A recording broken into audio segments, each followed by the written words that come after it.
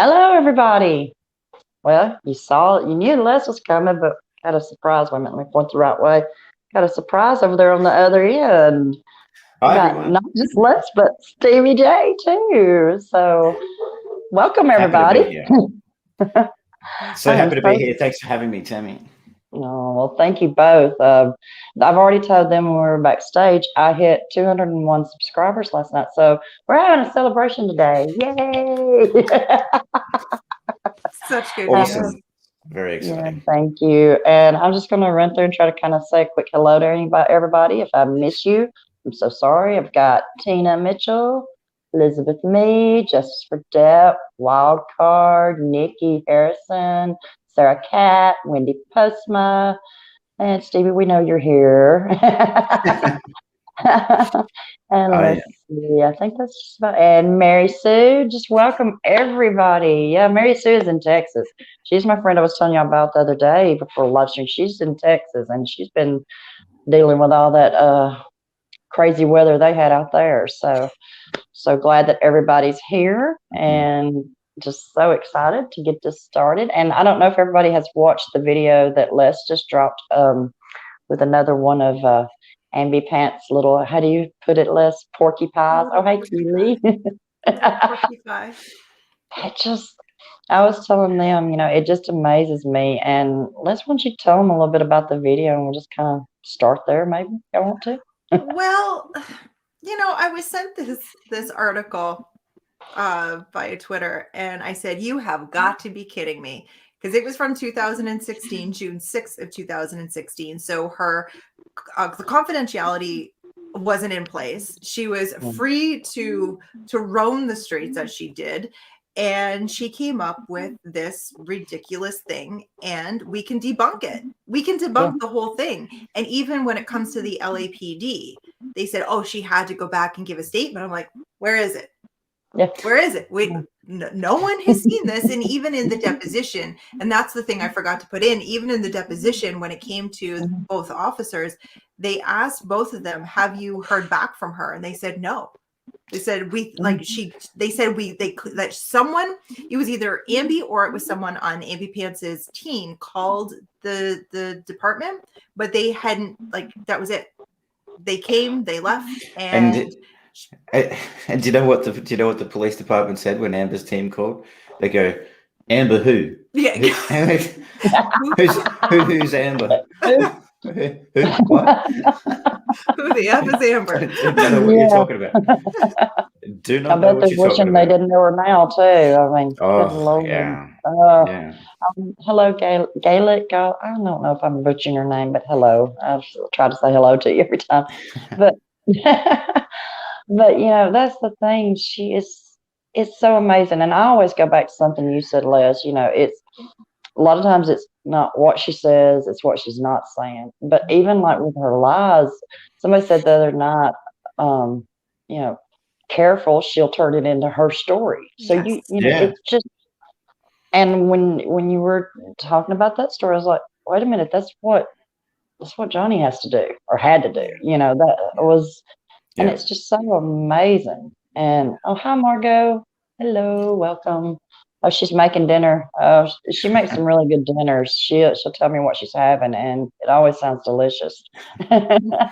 Nice. But it's just, I don't know. I've met a lot of women like her, but I don't think I've ever met any that are as I don't know, brazen, I guess, as she is. Yeah. Because Well, it's so easy to prove that she's lying. That's the thing. It is, and it's funny, talking about the police again, because she doesn't have a good track record with police, and when she talks about her team and all this kind of stuff, I mean, with the Tasha Van Ree incident, the DV incident against Tasha, it's so funny and thanks again to Les for reading all the statements of Amber, because I know that you had to have many of those, like, what are those showers you have when you get been through radiation? It's like they get a big hose and they like hose you down.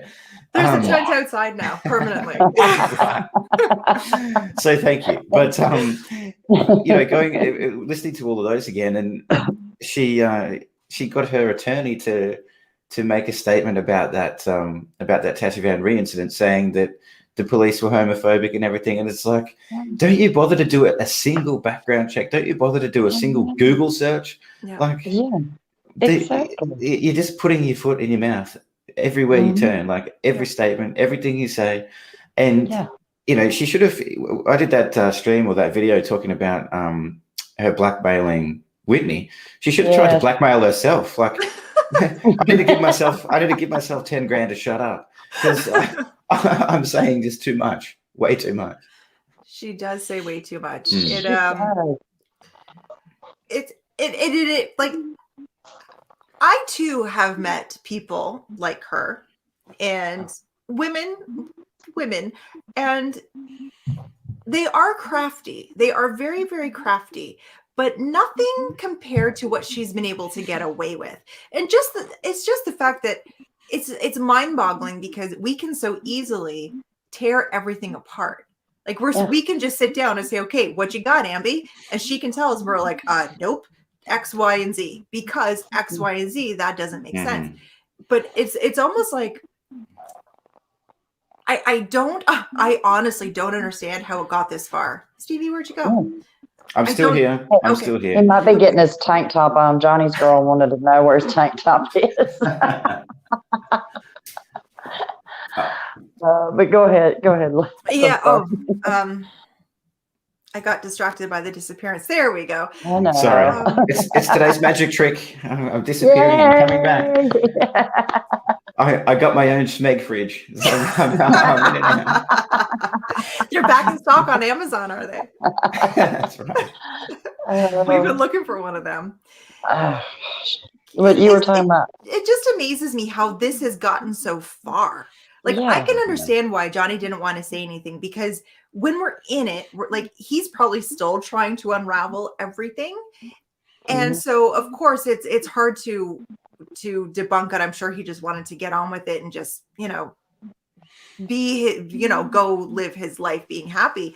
But just the fact it got this far, that's the thing that gets me. And the judge allowed it to happen. He didn't fact check anything, absolutely anything. And I was actually thinking about it. I had a shower thought today. Let me know what you guys think. Do my best thinking there when I'm singing. That I wonder, and this is just a thought, that Injustice needed a retirement fund. So he said, I'll do this.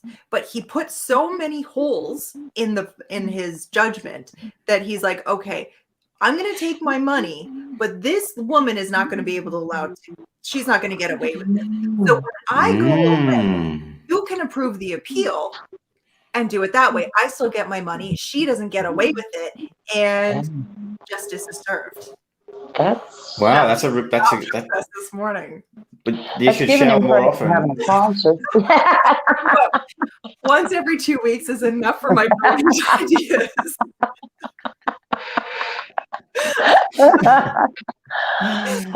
Oh, hi, Donald. Hello, welcome, Donald. Hi, Donald. How you doing, bud? Yes, but that's pretty interesting, and it does give him credit for having a conscience, but I mean, he was in a bad situation. I've tried to think about that, because didn't he previously rule against NGN in something years ago? And then, of course, his son's working for him. And I mean, I think about my daughter.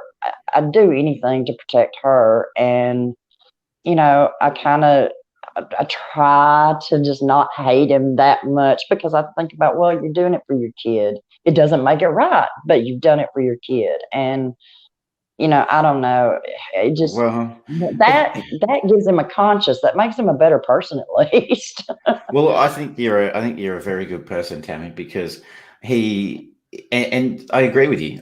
Where it comes to kids, I get it. It's a natural thing to want to protect them, but I also think it highlights the issue with the court system, particularly in the UK and across the world too, because that's exactly the point of a judge being a judge, and that's why they have that position, because they're supposed to be able to recognize that and say, okay, I'm really feeling like I want my son's employer to do well here, so I'm out. I've got to be out of this trial. So I do get what you're saying on a human level, and it's true. It's true. Yeah. But I also think that judges should be in that position because they have the ability to say, no, I can't do this. If I do this, I'm going to be biased. And in this case, the big bag of cash probably helped as well. But yeah, I mean, that's a good theory though, Les. I think it's definitely potential for that because it's just so dumb. The verdict, it's like it really is. It is just dumb. Like to disregard all the witnesses, to disregard testimony, to say that Josh Drew's the best witness in the world. I mean, the bearded bead maker. You cannot make that stuff up. You cannot make that stuff up. And when I first read his statement to Josh Drew, I was like, okay, the judge said it was really good. I better go back and have another look at his statement and just see what was so good about it. And then I'm like, really? He hardly knows what he's talking about. He can hardly speak. So it's so weird that he would say that. But yeah. Anyways, I'm coming back. Oh, Mel Deppin. I love her name, Mel J. Deppin. She said, please don't ever mention the UK trial. I die of embarrassment every time it's talked about. This is not the justice system that she knows. And that's the thing, though. It highlights the issues. I mean, I try to look for, just like with this whole thing, it's a horrible situation, but maybe some positive that can come out of it is that, it's bringing awareness to victims of this, and it's bringing awareness of men, that are victims to it. So for that, and like with this case, with the UK trial, the positive we can look for is that it's bringing light to the corruption in the court system. And like in every country, I think all countries deal with, corruption in their different systems, and our judicial systems is something that we kind of hold on a higher pedestal. So don't look at it as a horrible thing. I mean, it's a wrong verdict, no doubt, but maybe it'll highlight it, and some things will be changed because of it. So always got to look for the positive. Yeah. Well, absolutely. If nothing gets changed after this, like this should be looked at all over. Like, it's a problem here. And the thing is that a lot of my clients are men, and they've all been ambered. Every single one of them have been ambered. Yeah. And they are all getting screwed. Yeah. Every single one of them. It's disgusting. It is absolutely disgusting. This is. Yeah, but I think, you're right, Tammy, that and I've been thinking about this a lot lately, about what it is that Johnny Depp represents, and just what it is that he's actually representing across the world, because it's really unprecedented for something like this to happen, and for so much support, to have so much support for somebody. So, he's not only representing himself, he's representing DV victims, he's representing men who are falsely accused, he's representing a fight against the mainstream media, he's representing a fight against the justice system overall. So there's so many things that he's representing, and whether he, recognizes it or understands it, or I mean, sure he does, but it's just so important. And that's what I think a lot of people miss, who are not aware of what's going on, or they just think that it is just a celebrity case, because it's so much more important than that. And I use this word a lot, but it's, he really is a catalyst, or could be a catalyst for change for all of these things. So it's really, really, really important. I'm sorry if everyone can hear my husband in the background. He has no clue about how this works. I'm so that's sorry. awesome. And I don't want to be yelling at him, stop it, shut up. So please forgive me. Just put a sign up. I have a sign that I put on the door when I come down here if I'm going to be filming, do not disturb, filming in progress, and it never fails. Somebody walks in and they walk in. Are you filming? No. You know what, that sign? Or the other thing, or you could reach behind you and grab that spray you've got, Tammy. That might work as well. Yes. That's a good idea. I think I will tell him next time the bitch be gone's coming out. But getting back, Wendy, I like what she said. JD represents so much and so many people. That's what makes this so important to all of us, and that's true. Because there are people that are just as fans, but I think we're all as fans. But I think there are people that, well, like so many of the community have been through this or know someone. You know, there's just so much that he can represent, and I think for me, the biggest thing about this is that it's bringing awareness to men who have been victims of this, because it's just something, you know it in the back of your mind, but you don't really think about it. So I hope that it will. Yeah, Wendy, it is always fun on this first. Something happens every time. Stevie, you rubbed off on all of us.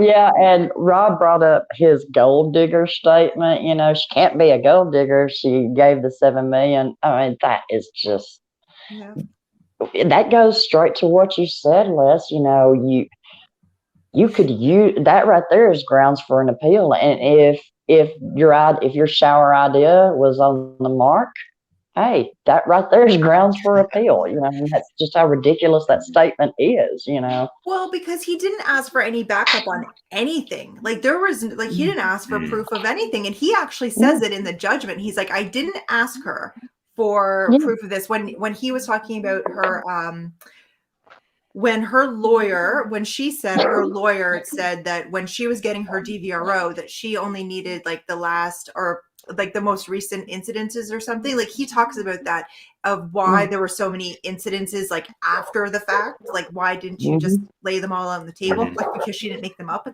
at that time. They weren't invented yet, so she couldn't. But he mentions it and he said, I didn't ask for follow-up. I'm like, and there lies the problem in all of this. That dismissed all the evidence that people were saying, but you didn't ask for her to back anything up.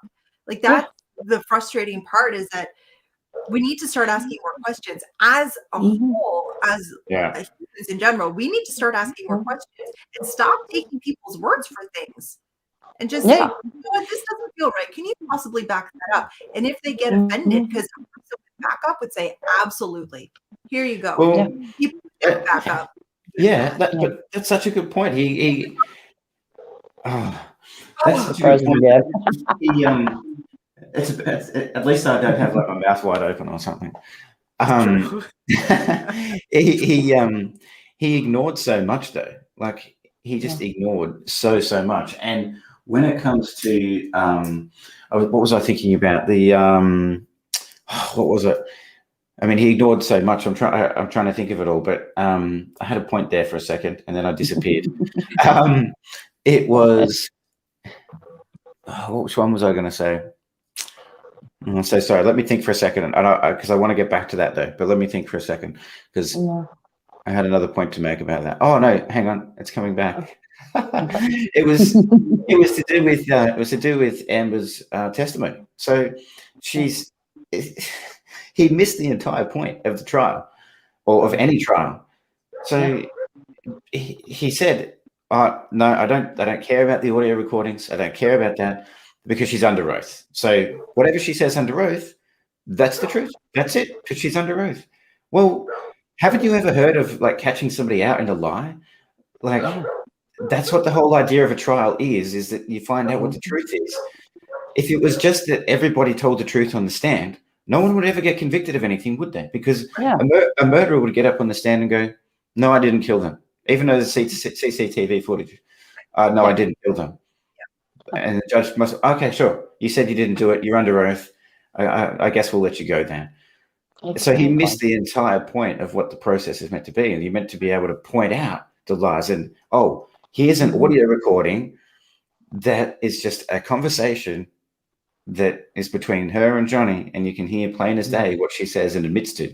So, And at what point was she being sarcastic? Does anyone know? Like when she said, "I think sarcastic." Well, no, you weren't.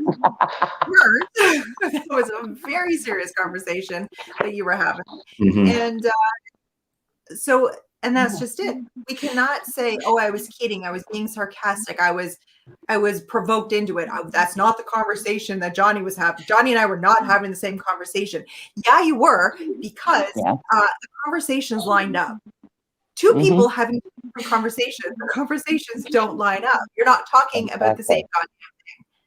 And the fact that you took that and accepted it is so frustrating. Like, because this is what my ex did. He would say things and he's like, oh, no, I didn't mean it in that way. It's like, I think you did. I think you did. Yeah. This is just a way of getting out of it. And like, we got to be careful with those things. We have to be careful. People. Yeah. Well, the thing is, hello. The thing about the sarcasm is, no, not at all. There was no sarcasm there. All there was it was condescension. That's what it was. She was condescending to him. She was, calling him a baby and all these things. And like that bit, with Kevin Murphy, and she's, telling him, why don't you do what you, should do to him. It's just like, you can't fathom that someone could listen to that and go, oh yeah, well, that's irrelevant. That's completely irrelevant to this case. Yeah. So frustrating. And going back to, she's under oath, so she couldn't have lied. Well, how I would have liked to, since he's given all these ridiculous answers, I'd like to know his reasonings on how he can dismiss that conversation. Because I don't know about the conversations he has with his spouse, but I tend to not lie to my spouse just in a conversation on the phone, if that's how he wants to put it, with him. So what makes that a lie but her testimony the truth? It's so ridiculous. The whole thing is so ridiculous. That's just it. Where are you more likely to tell the truth? Like at home and have a conversation with your partner, or on the stand where there's a chance that you could be in real trouble? And if you tell the actual truth, in her case, you're probably going to be in a whole lot of trouble. So what's more likely? What's more likely the truth? It's just, and with this whole case being a balance of probabilities, I mean, it's even more frustrating because all he had to do was go, oh, okay, well, I'll look at everything. I'll look at all of this evidence, and then I just have to, on the balance of probabilities, decide what's true and what's not. And I get that it was against NGN and it wasn't really against Amber and all of that. So that it was more about proving, was there defamation? Did NGN know? And this is something that I said for the whole time. Like in 2018, when they wrote that article, when Dan the scumbag Wooten wrote that article, they didn't have overwhelming evidence then, because they still don't have overwhelming evidence now. So how can you reasonably say that it was true, substantially true, all the way back then, when you still can't prove it now? That just blows my mind. They didn't follow up with Johnny at all. They never went back to him. And it says in the verdict, they never went and asked. They never fact checked. So here we are, a non-fact checking judge, accepting the fact that Dan Wooten, who didn't even have the cojones to show up in court, to face and destroyed. Yeah. He's supporting that. He's like, well, they didn't ask. He's like, well, neither did I. He's like, so it's fair. Fair is fair. No, we know that Soups is I don't want to make something up and manifest something, but let me say, like, I say she's horrible. Stevie runs away with it. He does a video on it. All of a sudden, it's true. And I made it up. Right. Yeah. Exactly. Yep. That's simple. Exactly. Yep. Well, and Mel Deffinon, she said the judge also didn't give any probable reasons for why he dismissed a lot of JD's arguments. And that's true. He didn't. He just said, I don't believe him. He did drugs. He's an alcoholic. I don't believe him. That's right. He pulled an Amber. He's like, oh, Johnny does drugs. Johnny does, Johnny drinks. And high. On the stand. Liar. Well, that's what I'm waiting for. I'm waiting for someone in Camp Bambi to come around and say, oh, he was high the entire time. He was drunk. He was swinging on the stand. Poor little kittens. And well, and he uses that for why he doesn't believe her, but yet he never addresses the fact. I mean, believe Johnny, but he never addresses the fact that she's also on drugs. I guess because she said she didn't do them, and I don't know. I mean, it's just Well, it's mind numbing. she batted her eyelids and said she just dabbles occasionally, very rarely, never gets to the point where she's even tipsy or drunk, when she's drinking. No, it's way past that. It's way past like if there's a finish line for being tipsy, she's like not only passed it at 100 miles an hour, she's done another 50 laps. So Yeah. she's wasted all the time. But yeah, it's a good point. He doesn't even factor that in. He's like, oh well, they must have been the good drugs. She was just taking the good drugs. Yeah. But Johnny's evil. He's evil. Yeah. It's Johnny's fault. Yeah. Well, Exactly. and now I like this question that Johnny's girl, because I've thought about this many times. Why didn't Dan Wooten testify? He's the only one that was part of the case that didn't testify, yet she wasn't technically part of the case, but she's over there testifying. She's moving in heaven and earth regardless of COVID, even though it was at its highest point at that time, but why? I mean, did they just think he would be a bad witness or what? I think that they knew that having him there would have been disastrous. Yeah. Disastrous. I think it would have been because I don't know if you've watched any of the stuff that he did on talk radio. I only watched a little bit, but he does get fired up. Like he's a bit like Amber in that way. So they probably didn't want to have him on the stand because much like her, he would incriminate himself with what he says. So, and them obviously. And he's probably a horrible liar. He probably has no poker face. And well, not like Amber is a great liar either, but she's lying to the right people who she can bat her eyelashes to and get away with it. No problem. If he didn't own that face, he wouldn't be here. This is the problem.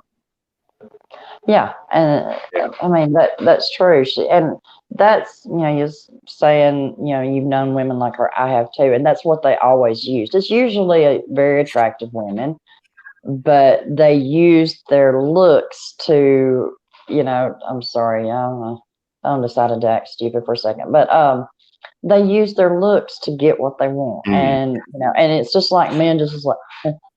And they just follow. Oh, she slapped me in the face. I didn't see it. I mean, it's so ridiculous. It's silly. It's so silly. Yeah.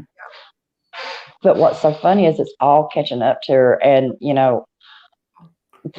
of course, the 7 million. That has been just so funny how it's changing everything, and I can't wait for Jennifer Howell to go on the stand. I think that's going to, she's right now, she's the Titanic and she's halfway down, and when this case comes and Jennifer gets on stand, she's gone. Yep. Jennifer is going to be the thing because she was really close to all of them, and she has information, and I know it was a little not late. It was like, according to us, it was late. But if she wasn't paying attention to what was going on because she has a life, if she wasn't paying attention because this isn't her life, then I can see all of a sudden she's like, why the hell am I getting all these subpoenas? And talking to Adam and saying, Adam's like, well, this is what she said. And she's like, oh, hell no. No. For someone to stand up and say, how dare you say that you slept on my floor and that this would our versions are not making sense. Yeah. To be willing to stand up against Amber. That's what she's doing. She's standing up against Amber and Muskie. Yeah, exactly. Something going on that Amber is a terrifying human being. People are terrified of her. Well, you know who she kind of reminds me of, as far as like you're saying, terrified of her. That and I can't think of his name, but he's a YouTuber and he does the makeup and stuff. And that controversy that video where, nobody says anything about me because they're terrified of me. And I just wonder if she tries to get things on people and then hold it over their head like, no, you're going to do what I want to say or everybody's going to know this, Yeah, and I it's agree. got to be because, I mean, Well, a lot of her weirdos are dumb, but a lot of the people that aren't necessarily her weirdos, but are backing her up, they're not yeah, stupid people. no, And no, that's right. And you're both so right with Jennifer Howell. I mean, it's a real spanner in the works for Amber because every other person, all of her weirdos, like you say, all of her weirdos have gone along with everything that she said. They've towed the line. They've said that she wants them to say. They've all done that. But Jennifer Howell, and it's so interesting to me. So you've got Johnny on one side who's representing so much, like we talked about, and he represents all of those massive, massive issues. But you've also got Jennifer Howell, who represents what I see as fundamental integrity and credibility, and honesty, because it would have been so easy for her to just be like, oh, it's not quite what happened, but okay, yeah, and just let it go. But she didn't. She said, no, that's not right. That's not right at all. And she knew right from the beginning, and that's the thing that's important is once she was made aware of what Whitney had said, right from then she was like, no, that's not what happened, and I'll tell the exact truth of what happened. That's really important. It's not like it took Adam Waldman 3 months to try and get her to testify. It's not like she had to do all of that. It was just like she got a phone call, so she told the truth. And she says that in her letter as well. She says, I got a call, I told the truth, I gave her her text, emails, names of people, all of that stuff, because I just want the truth out there. And the other thing too is that she did that knowing she was going to lose Whitney as a friend. And she did genuinely want Whitney as a friend. And she said that, like she said, that it was painful for her knowing that she may not ever speak to her again and all those things. So that's what I find so I guess impressive about Jennifer Howell is that she did that from the start and she knew the consequences.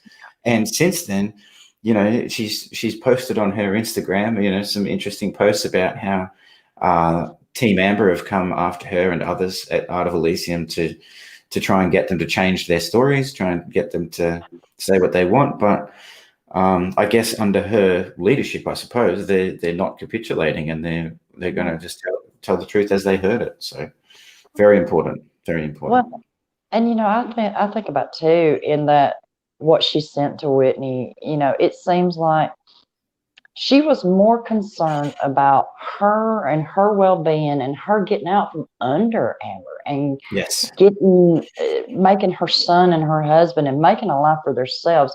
So it says to me she is well aware of what she's been through, her entire life, what she's been dealing with. And it just makes her even more compelling, which, I mean, she's very believable all the way through, but it's just that genuine concern for her, regardless of all this stuff.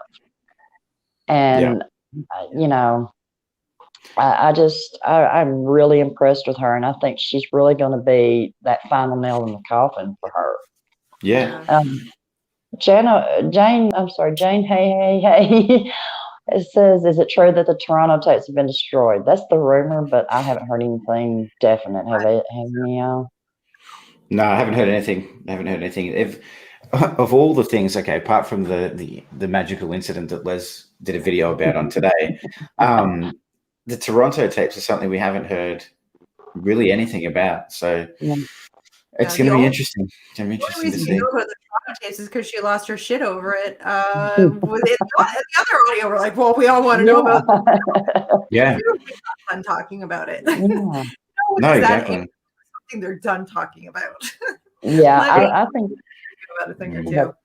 But I think they have them, and I think they're just sitting and waiting. Because it's not like at the end of the day, it's none of our business what goes on within like their evidence collecting is really none of our business. So it would come up later. It's like the original video. Like, why did that take 4 years to surface. So Yeah. This whole thing, and it is, I know a lot of times when I'm researching this or, doing a video, I think, oh my goodness, this poor man, we are sitting here talking about all these things that are so deeply private. And Mhm. I just have to remind myself there's a reason it's went public. She needs to be brought down, and the media is not willing to say, look, this woman is a liar, and so it's important because this man has been nothing but good. When you start looking in, I could do a 4-hour video on just the kind things he's done. Mhm. I could do a 4-second video on the kind things she's done. no, you couldn't. Yeah, No, you couldn't. I'm sorry, you It doesn't can't. exist. It How doesn't no. exist. uh, yeah, Johnny's girl said she thinks the Toronto tapes were saved by Johnny's ex-lawyer who kept Johnny from having them. Well, I mean, was there disagreement when he left from that lawyer, or? I Mm, think I I they think he think have probably. I think it had to pass him on, wouldn't he? I think they have him. I yeah, don't know. Yeah. I think they definitely got him, and like Les said, I think they're just waiting and just sitting on it. There's no need for them to make those public yet no. because Yeah. it's just Yeah. something for the trial. But what I do love about the Toronto tapes is it's got to be bad. It's got to be bad for her because Mhm. when she says in the recording, she says you're not going to like what you hear. In my opinion, she's not talking about she's not trying to say what you Yeah. did was bad. What she's trying to say was you're not going to enjoy it because what I did was bad, and so Mhm. you're not going to enjoy reliving that. Yeah. Yeah. Yeah. And I'm still, she knew what hurt him. So it's Mhm. just yeah, amazing you're right on that. the way she spoke to him. It, Mm. it amazes me that she thought that was a loving way to talk to your husband. Did she always talk to him like that? It well, it seemed like it. I mean, at least in all those audios, that's how she spoke to him in every one of the audios. And Mm. it's which I don't know where they pick up. If it's from the minute they say hello or what, but Yeah. it just seems like from beginning to end, unless Mm. she's backed into a corner and she gets scared. I mean, there was, that one time when she got scared, her whole tone changed. But Mm. outside of that, she talks to him like he's a dog. And that's, Yeah. it's just, yeah. And all as well said they're extremely triggering. It got by before I could put it up. Mm. But yes, you're right. They are triggering. And I have cried several times listening to them. And it's just, whew, it's hard. But Mm. just imagine being Johnny receiving that, how hard it was on him. And Yeah. Absolutely. Yeah. Unfortunately, we get used to being spoken to like that. So yeah, when you're out of it and you're around other people who speak to you in a nice, kind way, yeah, it almost feels odd for a little bit, but then you're like, wait a minute, no. This is how I truly deserve to be spoken to, and I'm not going Mhm. to tolerate anyone coming in and speaking to me any other way.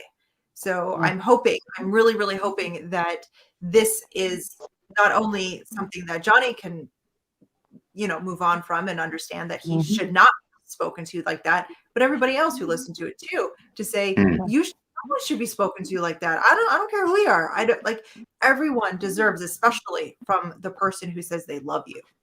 yeah, That's yeah, not Yeah. love. That is a yeah, convenience and Yeah. cool. yeah, Well, yeah, to play devil's advocate just a teeny bit with whether she talks to him like that all the time or talk to him like that all the time.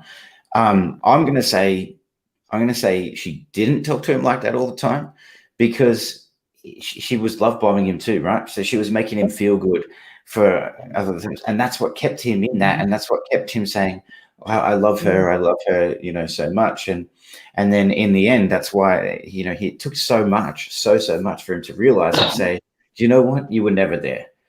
You were mhm, never there." yeah, But it took so much to get there because I think when she wasn't doing all those things, and they were together for a fair while, so yeah, um, she probably was giving him so much praise, so much love, all this kind of stuff at certain times. but then that's when it came to things she didn't like when he wanted to leave, or any of those things that made her triggered, then obviously the real her came out. But I think she was faking it with him a lot to keep him sucked in, to keep him, in love with her and everything like that. And it's so sad, so bloody sad. The things that she did, because in that audio, I was listening to it for another video, I was like looking for clips, and he was praising her, saying, you take off my boots and the care throughout the day, making sure I take my medicine, making sure like I even drink water, making sure I eat, things like that. He said, I love it. He's like, I never thought someone could care for me in that way. And I thought, so I think actual care is, hey, drink something, eat something, like you just do that. But the taking of the boots off, that was the thing, because rumor has it that Stevie is gone black again. But the rumor has it is that that's what his mom did for his dad or something like that. Or he had to do that. Something. There was a tie-in with his childhood. I was like, there is. There's the love bomb. Well, that's she knows that the comfort we're recreating our childhood. Stevie, go ahead. No, it's fine. Well, the other thing is, sorry, I was just in a vortex there for a minute. But the other thing is with that is, in his second statement in the UK, he talks a lot and really openly about his childhood and the things that he went through and all of that kind of stuff. So he's, naturally going to be receptive of that kind of attention too, at that sort of positive attention and being looked after and all those sorts of things. So when I read through that second statement, it just, it's not only does it read as completely honest, but somebody's telling the truth when they actually offer some things about themselves that are not good, not perfect, not there's some personal things, and he's just sharing, he's just telling everyone the reasons why, and very eloquently, not quite like that other thing. He's actually saying, this is what happened when I was a kid, and this is why it's relevant to Amber and everything that's going on, because he didn't want his kids exposed to any of that, and he was really concerned about all of those things. But yeah, she was doing the boots, and she was doing all those other nice things, and just making him feel good at certain times, or just enough so that he stayed hooked in. Because I mean, putting up with everything that he put up with for so long, she had to be being nice at some point to him. Otherwise, he would have done something sooner and left sooner, I think. And the thing is, too, I forget whose statement it was. I think it was one of his, that they weren't together a lot, like during the entire relationship. Obviously, like they're both working, and his films are obviously more involved than hers, because he is the movie and she's just. So he was always away. So that's easier for her to be nice. It's easy to be nice on a phone call for 5-10 minutes. It's easy to be nice on a Skype call for 5-10 minutes. It's not easy for these kind of people to be nice on a regular basis, Monday through Sunday, all day long. Oh, absolutely. So this was perfect target for her, because she's like, well, I only have to put on the mask every so often, and the rest of the time I can be exactly. The person that I never want him to see, I can be all I want. So it was easy. It was that's why I think that's why he got locked and loaded so quickly with her, and put the ring on it and married her without a prenup, because her magical floppy fish. Bitch, be go. Or well, maybe this is for AH. Is your monkey musky? Sorry, but I mean, well, just what Sarah Cat put there is right. Like, and when I say nice, I do mean, it was all a manipulation, all from the beginning, all the Yeah. way from when she first saw him on the Rum Diary. It was a manipulation right from then. She saw him Yeah. and went, well, I can go after him here. I can do this. And well, and one of the things too with some of the videos where I've been looking into her behavior, in that certain type of behavior, they can't keep it up. No. It's only for a certain period of time, and that's why they always seem to get caught, is because sooner or later that true behavior comes out. And like you were saying, Les, she only had to do it every once in a while there at first because he was away so much. And so that's why she was able to keep it up for a good period of time. And oh goodness. And now I like this that Nikki says. She says that during the recordings when they were doing the audios, she never once brings up any of the claims. No. And my favorite one is when he says, I think it was the really aggressive maneuver one, where he said, that's the time where a man needs to leave so he doesn't, Stevie, you're frozen again, so he doesn't pop the wife. Yeah. And not once did she say, but you did pop the wife. Yeah. Yeah. He said, I leave so I don't. Mm-hmm. And she didn't correct him to say, well, what about, it's only in the recording of her that she starts to bring up incidences, is the one where he lost he lost it, and he said, I'll see you in court, where she said, oh, come on, Johnny, when he said, do you believe this? And she's like, Toronto and London and things. Like, she starts listing things off. I'm like, why now? Because it's being recorded and restraining him. So now here we go. Well, that's the interesting thing about the therapy session one, because you guys are the same as me when you're doing videos and you're going over and over and over things. Like, I think I've watched that or listened to it that many times, probably 50 times. But incredibly average, Brian brings up a really good point throughout some of those videos where she's, she escalates. So she's nice and nicey, escalates to like 100, and then she uses it back down again. And then depending on what Johnny's saying and how triggered she's getting by what he's saying. But also the really critical thing is in that entire section of audio, that entire recording of that conversation, and all of the things like Johnny's bringing up the pots and pans, and he's bringing up the punches in the face, and he's bringing all this stuff up. Not one time does she categorically deny doing any of it. She never categorically says, no, I didn't throw pots and pans. No, I didn't hit you in the face. No, I didn't do this or that. She never says that. She's just trying to make it sound like she's trying to make an excuse for it. She doesn't. She doesn't say, no, that didn't happen. She just makes an excuse and says, well, this is why I did that. Because you tried to leave. Exactly. Exactly. You split even when you don't throw pots and pans. It's like, well, because you do, bitch. Like, She's leave before you start throwing them. Like, it's only logical.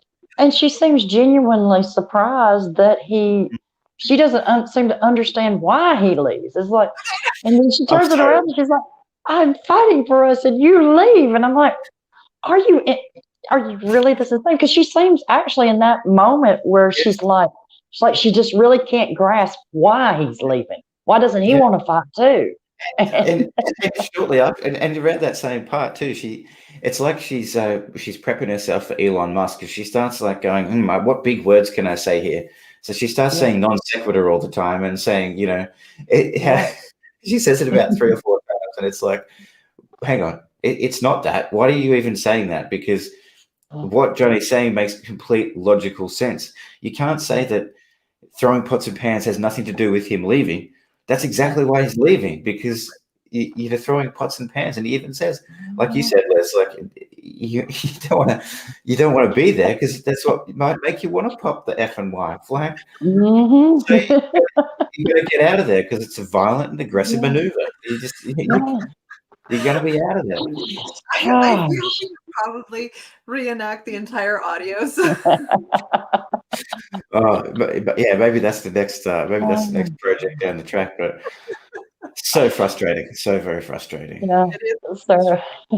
Sarah Cat said, it's like she's surprised he won't hit her. Yeah. He won't hit her. With pots and pans and vases. Like she expects him to stand there and be a target on purpose. Yeah, it's like she wants him to, that she expects. Let me put Yeah. that bullseye on my head. I mean, Oh, it's Stevie, so. what's going on now? It got a little bit cold, so it's frozen now. I don't know what's going on. Maybe I should just have the camera off for a second while I try and fix it. Oh, What the hell? Hey, you Captain, said- what's going on, yeah. Captain? What the hell was I gonna say? I wonder. Ooh. I wonder if she was provoking him to get the bruise she was actually aiming for. Because because I'm pretty sure that she has a dossier on every single person she's ever come into contact with.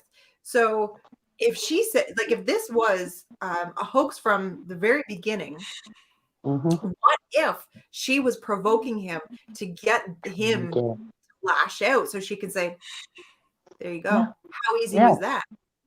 And she didn't make it easy. He didn't. Yeah. I wonder. That would make it, because she just like how she seems surprised that he didn't fight back. She might have thought in her head, well, if I start throwing things at him, he's gonna retaliate. And then I'll get that proof I'm needing. Yeah. Yes. I like that too.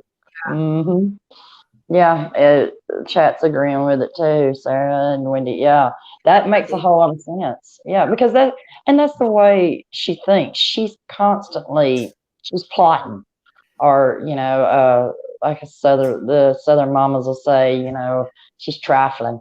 Yeah, and that's how. Yeah, she just. That's really good. I like that. And I thought about this too, just listening to going back over the witness statements and stuff that you and Stevie have been doing. She has a ton of evidence, or so-called evidence. And, I got to think about, well, yeah, they're celebrities and stuff, and I may be wrong. I don't know. Because with what I went through, I never took pictures or anything like that, so I don't know what other people, but it just seems like so much. It's like overkill. And to me, that screams there was a plan from the get-go. Does it seem like it's just an overkill on the evidence? The problem with her evidence, when I was going through, what statement was it, 6 or 7, when we were going through all of the pictures, her evidence pictures? Yeah, 6 is. Yeah, so 6 is the statement where she talks about it, but yeah, just ridiculous. My issue is that she has more pictures of Johnny's drugs than she does herself. So why on earth is she taking random pictures in 2012, 2013 of Johnny's drugs if this was not a hoax? Why? Obviously, it's there. I don't need to take a picture of it. It's like me taking a picture of my vitamins every day. Say, ooh, look at that. Or taking pictures of my spouse's dinner. It's there. I'm okay with it. I'm okay with it because I'm in the same room and we're not fighting over it, and all is good in the hood. And obviously, Whit was the one who taught him about the tampon applicator for the whitey stuff, for the usage of that. So that was it wasn't an issue. Like, if it was an issue for me, let's say it's an issue for me, and my boyfriend is he's into the whitey stuff, and my sister comes over and says, you know what I got for you? I got a better way that you can get that up there. And I'm like, you know what? Go ahead. Show the man how to do it. No, none of it makes any sense. But she has more pictures of drugs than she does of bruises. And that right there tells me she is completely full of shit, and she's been planning this since day one. Yeah. Okay. Oh, yeah. Well, just like with how she began dressing like him, and just the entire thing to me was it was a plan from the get-go. Now, what her plans were originally, I'm not real sure. And, with the drugs, but taking the pictures of the drugs, I have said, and it's just my opinion, there's no evidence or anything for that, but I think she wanted to be the grieving widow. And she could use the evidence. I mean, everybody already knew he did, he had his demons or whatever. Mhm. But if she has all these pictures, these random pictures of these drugs, then, if anybody questioned her on it, if that did happen, she'd say, but look, this is what he was doing, Mhm. And But I mean, she does admit to taking drugs, but it's the way that she frames it, like, and this is what I was talking about the honesty thing with Johnny and the difference between the statements, because Johnny's like, his attitude towards it is, when he talks about the Hicksville incident, and they're all on mushrooms and MDMA and stuff, he even says, I've got a higher tolerance because I've been doing a lot of it, yeah, throughout my life. Yeah. So he's being honest about that. And so it makes complete sense. Whereas she's like, oh, he had the world's biggest bag. He had a garbage bag of MDMA and he ingested it all in 3 minutes. And so he was the highest anyone's ever been. And it's like, really? You really think that's going to fly? We know that's not true. And then to go on and say, oh yeah, and I only occasionally had, a mushroom here or there, and some MDMA now and again. I'm sorry, you need that spray again, Tammy. Like, that is just that's just ridiculous. I mean, and you can absolutely see it going down. Like, we'll get to Whitney's statement that's coming up in the statements that we're doing, but when you hear about that Hicksville incident, and it's so dramatized by her, but then Johnny's, the way he describes it, he's like, she was being inappropriate. This other woman was being inappropriate with Amber and rubbing her hands, which you can absolutely imagine Amber enjoying that attention. Mm-hmm. And then you can also imagine him, very much like the painting incident, saying, that's pretty disrespectful. Can you not do that? Like, exactly. maybe you shouldn't be taking the drugs if you can't handle it. Like, don't do this stuff. And then she goes from there. Amber goes from there to saying, there was walls, and then it was ripping clothing, and it was doing this and everything else. And really, in reality, she's like, the whole place was just devastatingly destroyed. And the property manager's like, oh, cool, no worries. I'll just replace that wall sconce. Yep. Done. Yeah. That's all that happened. Yeah. I'm going to fix it, and Bob's your uncle. You guys have a great day. Mm-hmm. And, you just said something that I've noticed. In a lot of her statements and stuff, she always claims that Johnny rips off her clothes. Yeah. Does she think she's that attractive, or do you think she's using that to get the men who might be reading it or hearing it to picture it in their mind? Yeah, it's a visual thing. To me, that's how her mind works. Well, well, how many times can your breast be exposed in a witness statement? Like, I didn't even know if I could let that go. I'm like, do I edit that out? What do I do? Like, what? But it was, I just didn't know. But she said it more than once, and because when you read them back to back like that, and over again, you start to realize that wait a minute, some of these things are starting to sound similar. Yeah. Starting to sound similar, like the lesbian camp counselor that was brought up in 2 or 3 incidences, like in like separate incidences. And you want to be a tough guy. I'm sure Johnny said that once, and she just ran wild with it. And it's she's insufferable. Yes. Yeah. She is insufferable. But the boob thing's just like so much other stuff in her statements. It just doesn't need to be brought up at all. It doesn't even need to be spoken about. Yeah. And Johnny's got 3 statements in the UK. She's got 7, and I think number 5 was one of my most frustrating ones to listen to and to read through again, because she's just so over the top with trying to discount everything that has been said by Johnny. She's like, oh no, with this, that was me. I had to go to the bathroom. I had to hide. It was Johnny that was doing this, and I did this because of Johnny doing that. Like, it's just, every single thing. It was a really, really frustrating one to listen to. And, you know, although he did statement 3, which was kind of to, kind of to rebut some of the things that she'd said in her other statements, he didn't go any further than that. And when in his rebuttals, instead of it sounding like, so emotional and putting all this rubbish in there, he just said a lot of the time, I refer to my first witness statement. I've already answered this question. This, and basically says this didn't happen at all. So there's a reason why he's got 3 and she's got 7, because she's full of waffle and crap, and she just needs to mention. Not crap, no, not anymore. That's in the old bed. But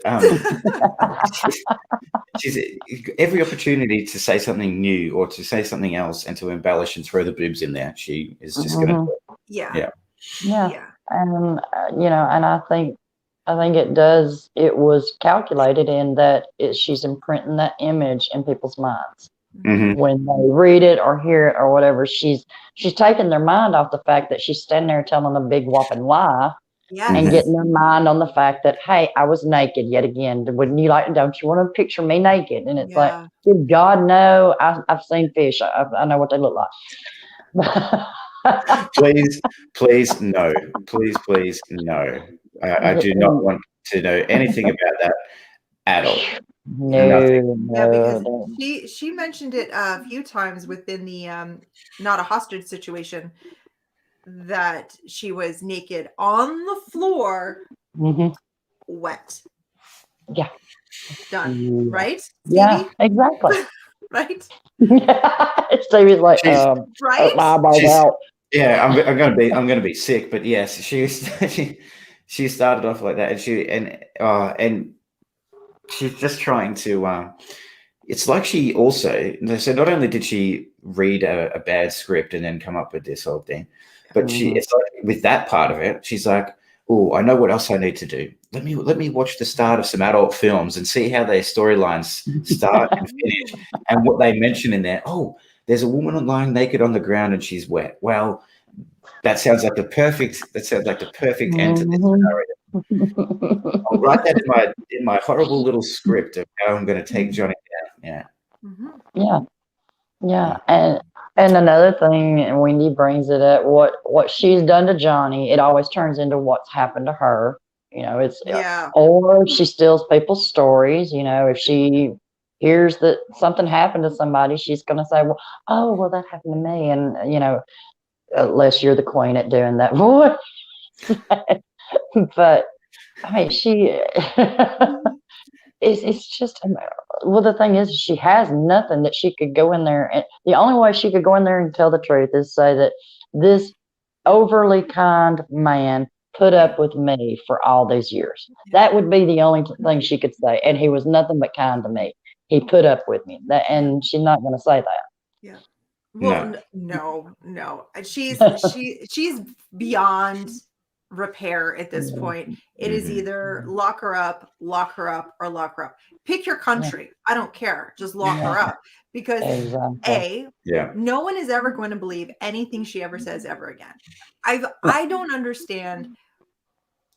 I don't understand how people are still backing her and supporting her when there's so much evidence, but that's their prerogative. That's their decision. Like her own girlfriend.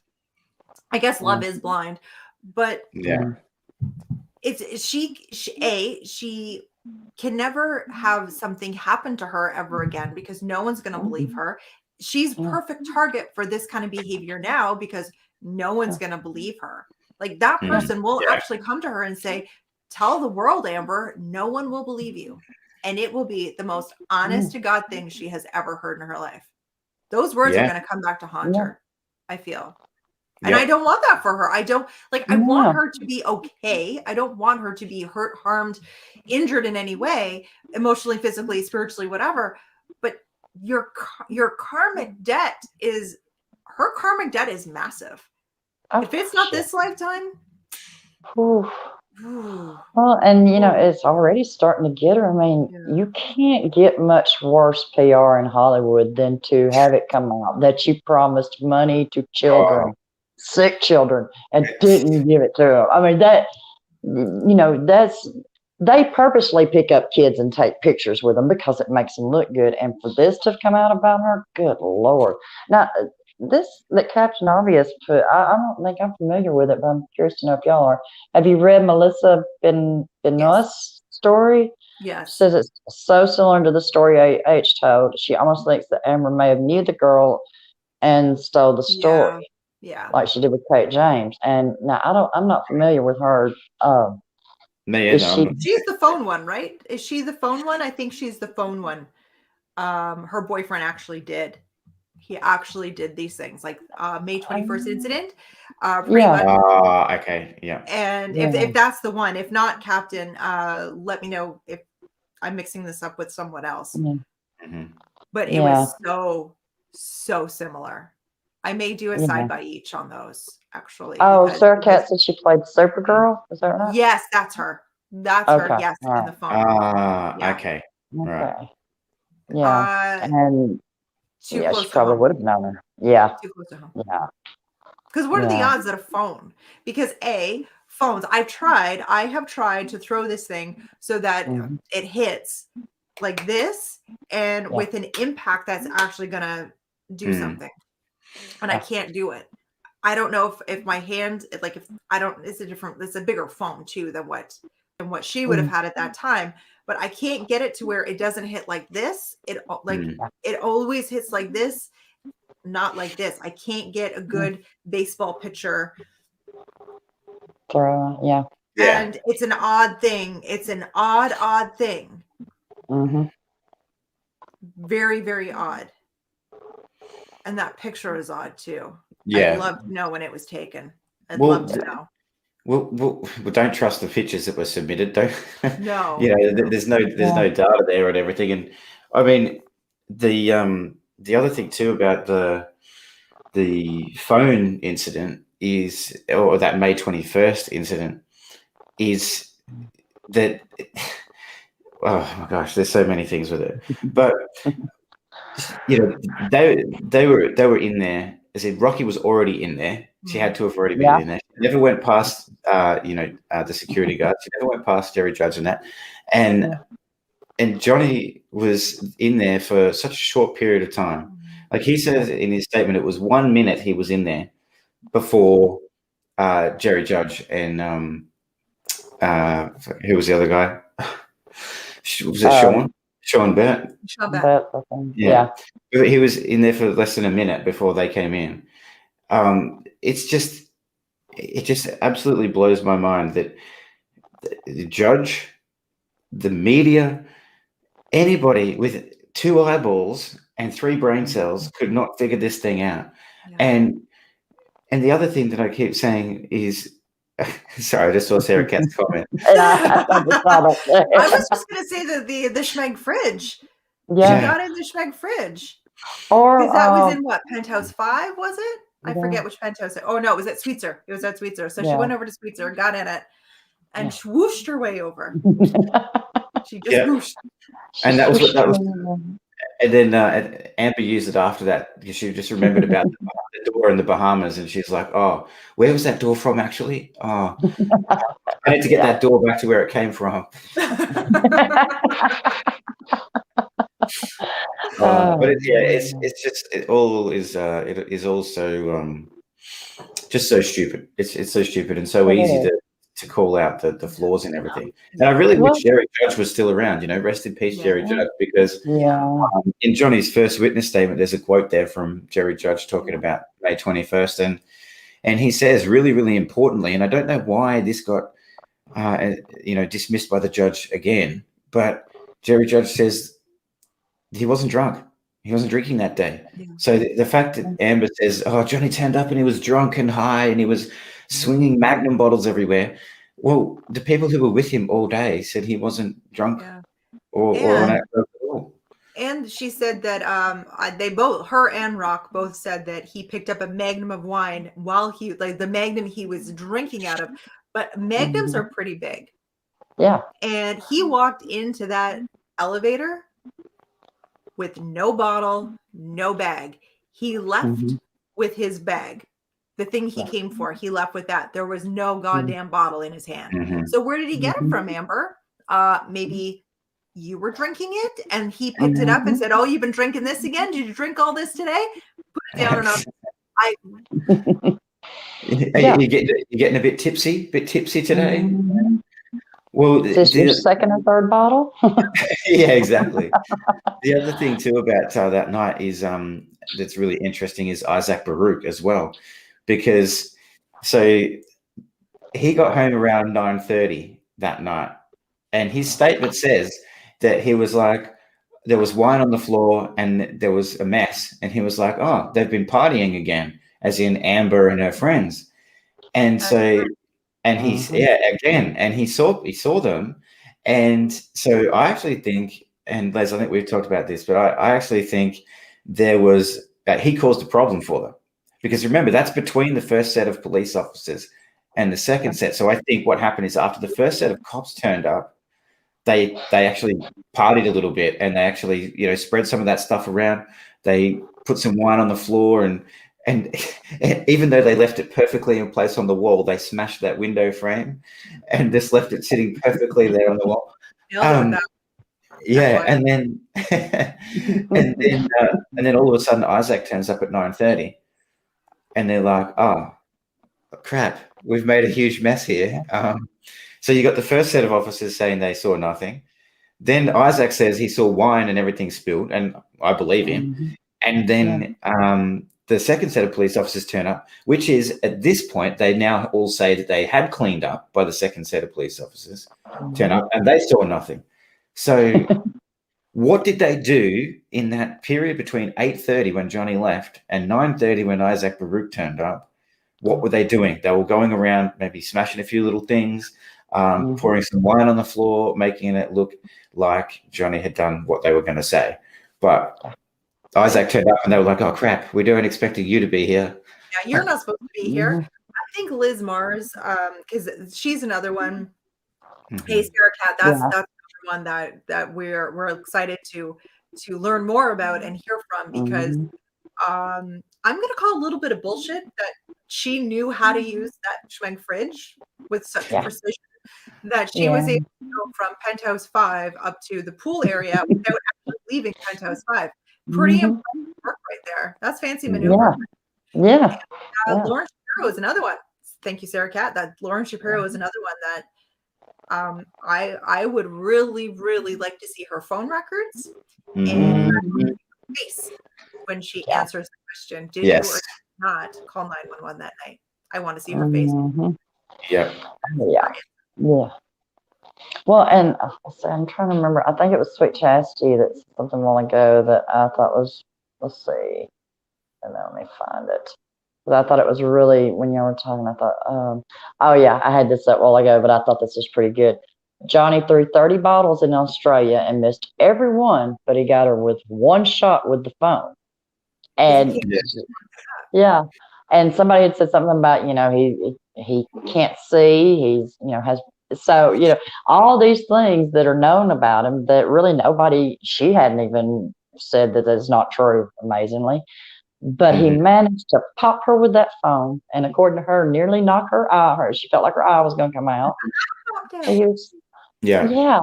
So, her eye popped out, please.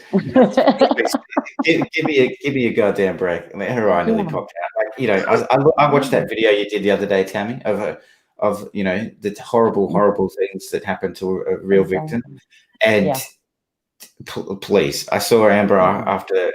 Or everybody saw Amber. Everybody and their dog saw Amber after that phone incident, and she had not a single mark on her face whatsoever until the day that she was going to do that TRO. And so it's just complete and utter bullshit. That's all it is.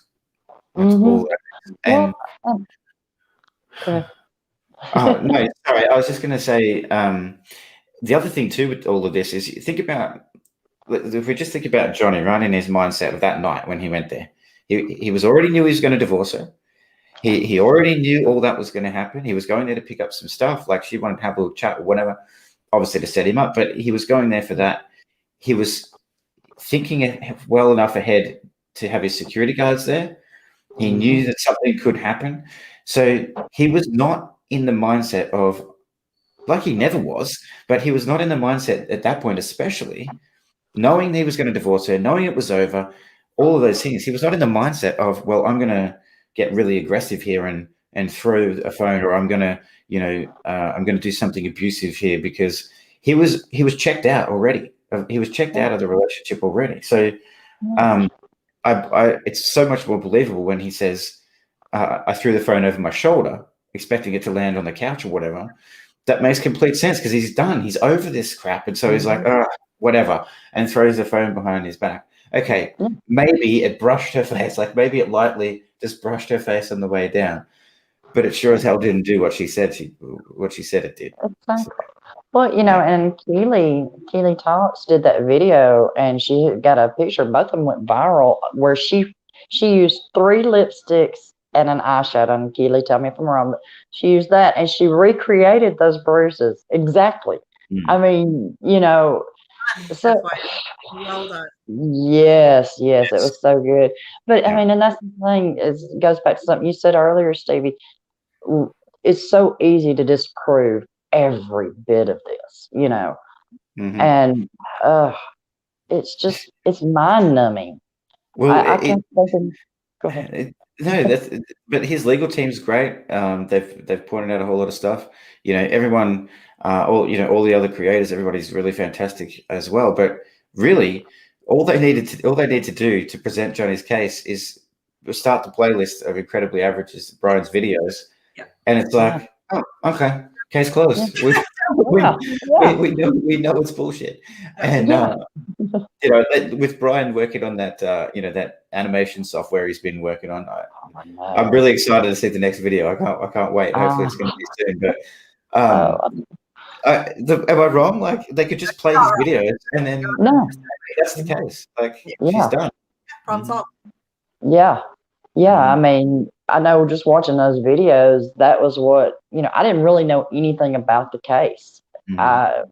And when I started watching those videos, I was like, oh, why is it even going to court? Why would anybody, is she that dumb? $7 million question.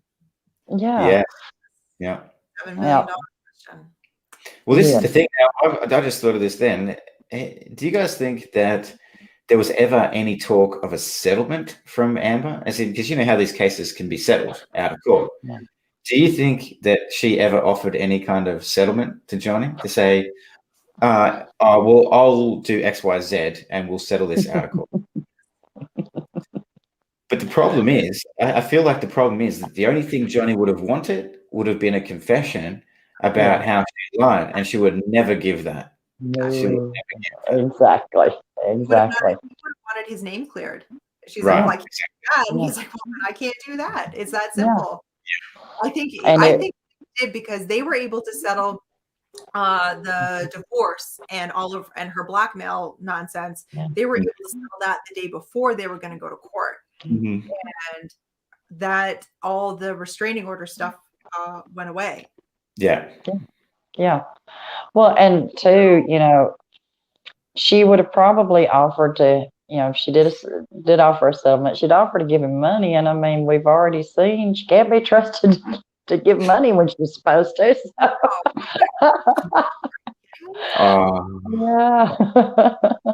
Can't be trusted at all. Just but you're so right. What you said before, Tammy, you're so right. Like, that really is and it doesn't get enough attention, I feel. I mean, it did back in January, and it has. But I think we've got to keep talking about that. I mean, saying that you donated $3.5 million to charity, and we'll see what happened with the ACLU. But I highly doubt. I think that probably went straight into their pockets if they got anything at all.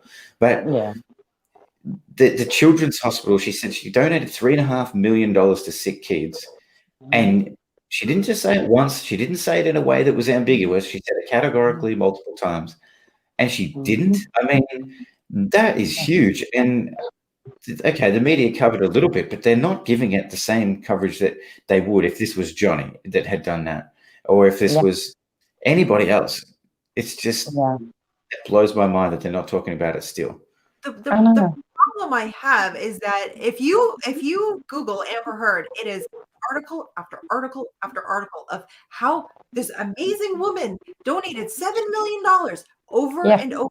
And I'm actually going to do a video of all the goddamn times that the press said it, and she said it as well. But yet, when it's not true, it is the press's job to say, you know what? She fooled us all. Because it's not that they lied. It's not that they made up the story. They were just doing what they were told. Yeah. Yes. Just say, And at the time, that was the information that was out there. Everyone was duped. And this is now what's going on. And get that story out there. But that's what I don't understand. Like, correct your shit. Yeah. Exactly. Exactly. I was wrong. Yeah. There's absolutely nothing wrong with that. I admire a person who can turn around and say, you know what? Yeah. Yeah, that didn't age too well. So let's do a redaction on that. And now let's try the truth. Let's see what actually happened. Exactly. But I think it's the reason behind, like, the reason behind it is just, it's comical because Johnny was suing 18 months later. Johnny was suing me, but I knew my crystal ball told me. Smeg Fridge, they knew she already went ahead. She already went into the future and saw he was going to sue. Yes. And, yeah. She probably got a little bit further to see how the outcome was. So maybe she could fix her mistake, but you know what? She's just like, so that's all I care about. I mean, and that's which I've said since I started looking into this. I don't think she ever expected it to go as far. I think she thought she thought he wants this to go away. He's going to give me what I want, and then she had to come up with stuff quickly. And she's not, I don't know. You're right, Tammy. You're right. But she did get what she wanted. The divorce settlement was in her favor. Yeah. It was. She could have gone on and had probably not an illustrious career because she's a crap actress, but she could have had a career. She could have. She could have been, well received by the public, I guess. She had that. She had it in 2016. She needed to do no more. Yeah. Mission achieved. She got a settlement out of him. She got, all of these things.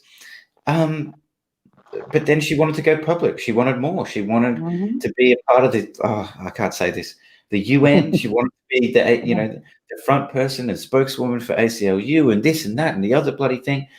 It's just so dumb. It's so dumb. If that's what you wanted, if you're purely just gold digging, right? Which she was, but if you were, if that was your goal and your sole goal, she achieved it. She got it because we know she didn't donate the money, so she did actually get that $7 million.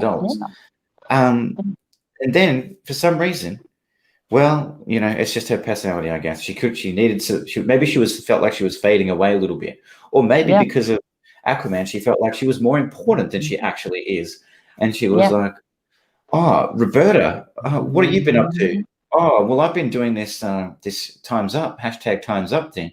Remember that stuff you said about Johnny a couple of years ago?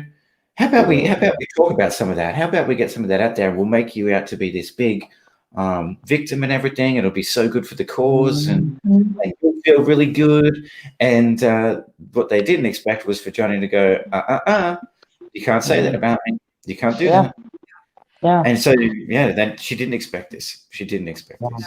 And you got to wonder who gave her the idea, because Aquaman, like, whatever. Yeah. It is what it is. Yeah. She was moving up in Hollywood. Like she was starting to get more traction than she ever kind of was even when she was with Depp, because before she was just Amber Who, like Johnny's wife. That's all she was. And now she's getting some traction. So you gotta wonder who got in her ear and said, this is going to be epically a great night for you. The roles of a lifetime. It will get you everyone. You will be America's sweetheart. The one who sorry, Stevie.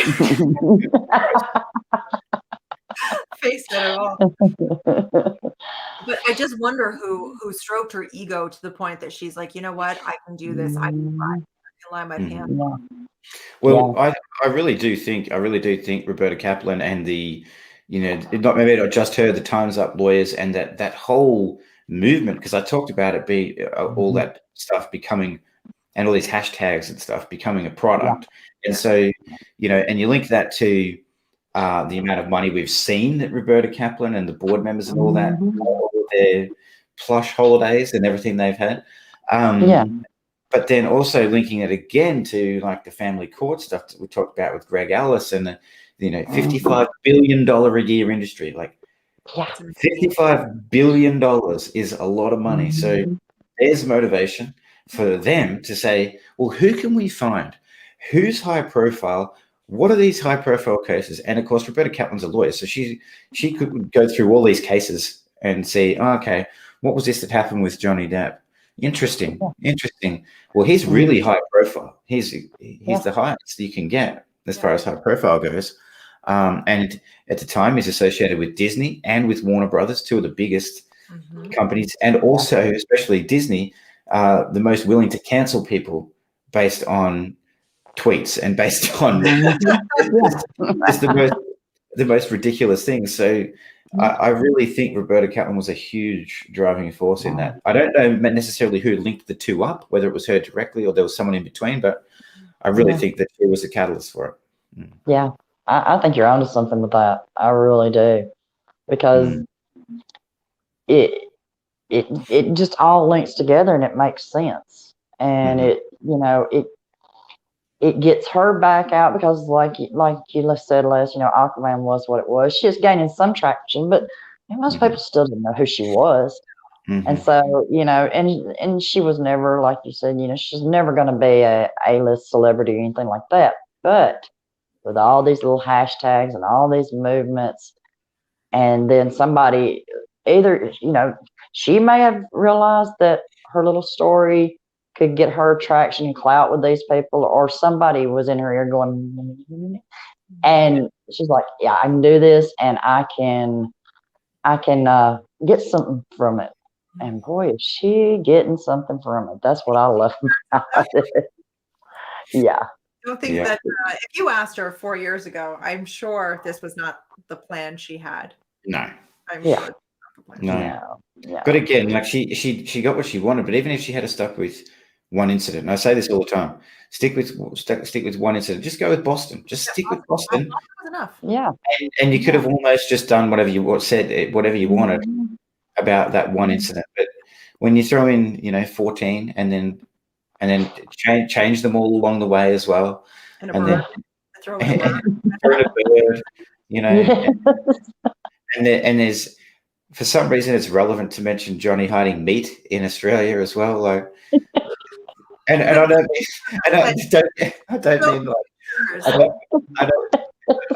like hiding the sausage. I mean like like putting meat in her clothes and stuff. It's just ridiculous.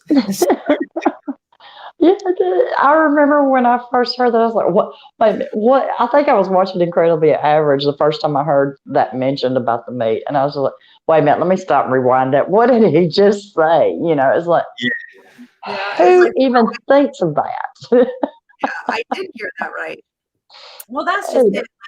And she took pictures of the other things. Like, she took pictures of things that, like, she didn't take pictures of herself, but there was the whole thing of the closet. Like, in the apparently Johnny took out all her clothes from the closet, put them in the tub, and then like smeared paint all over them. Like, wouldn't you want pictures of that? That's damn it. Yeah. That there's no pictures of the meat, no pictures of the glass on the floor with all the blood. Those are the things to take pictures of, not of a mirror that we don't know who or what. But not the Carly, called Carly. She did that. How dare she sit up there and say it was Johnny? Johnny did. It's so true. It's such a good point about that, because the other thing too is with the drugs, right? Like, and it just got me thinking about how she did drugs. Like, she took these photos of him drunk and on drugs, and with ice cream, really. So, but she did all of that awful stuff, and she didn't take any photos of the bathtub or any of that.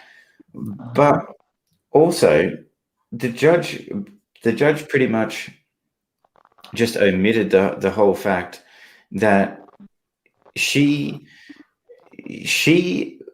said that all of these things happened.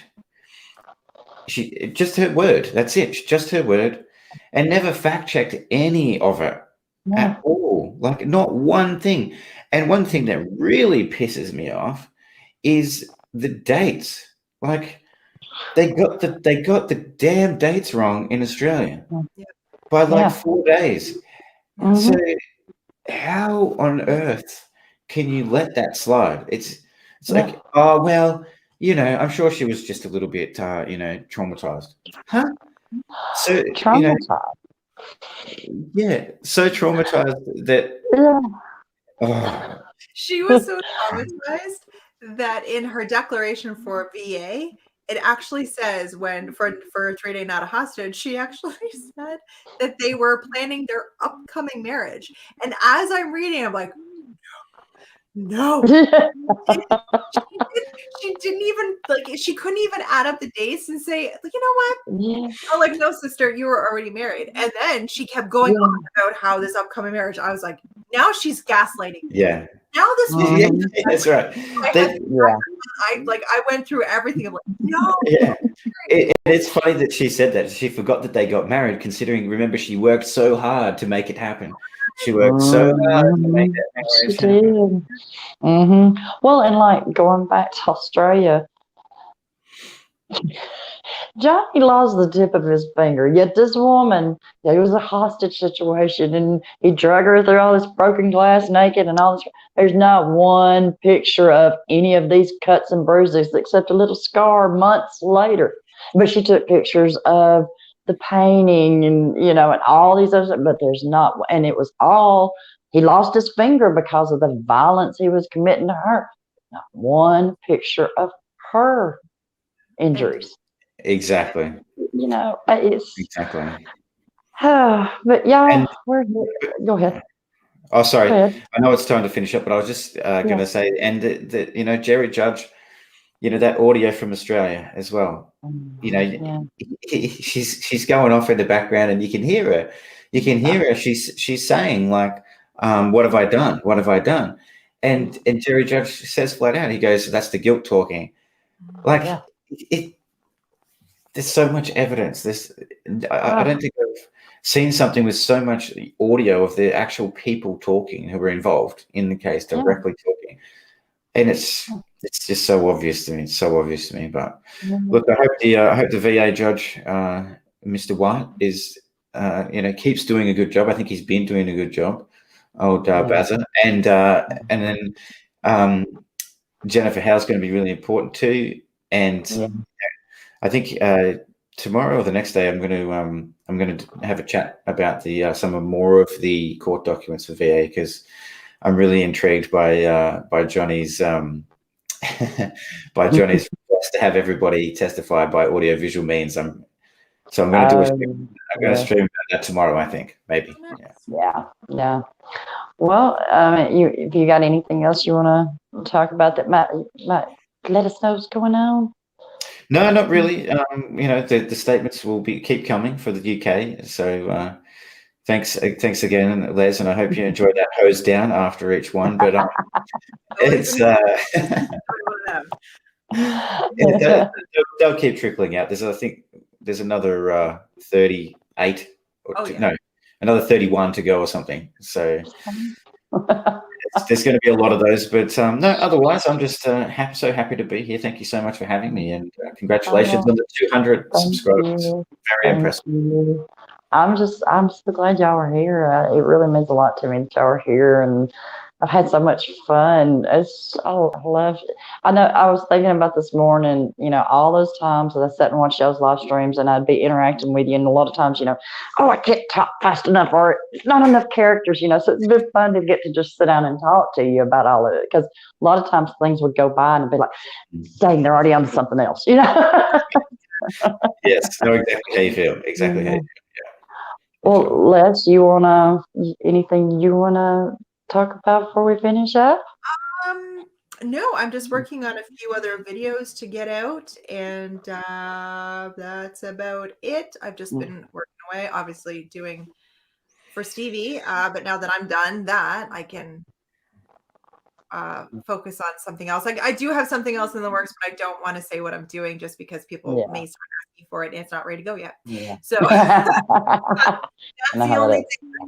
I don't want to say something and then like Yeah. not have it ready for the next week. So Yeah. that's it. I will have like I'll have mini videos come out here, there, and everywhere. But I just want everyone to have a great what is it today? It's Tuesday, so have a great week. Have a week. Well, thank you for everybody that was here in the chat. I mean, it's been great. There's been some great stuff come up. I just couldn't. It just going so fast and so many great points, and I'd be like, by the time I get ready to read it, I see another one come up. So just thank you to everybody. It's been so great, and thank you, Stevie and Liz. And welcome. So welcome. Such an honor to be goodbye here. to everybody. Thank you. Thank you all. And bye, everyone.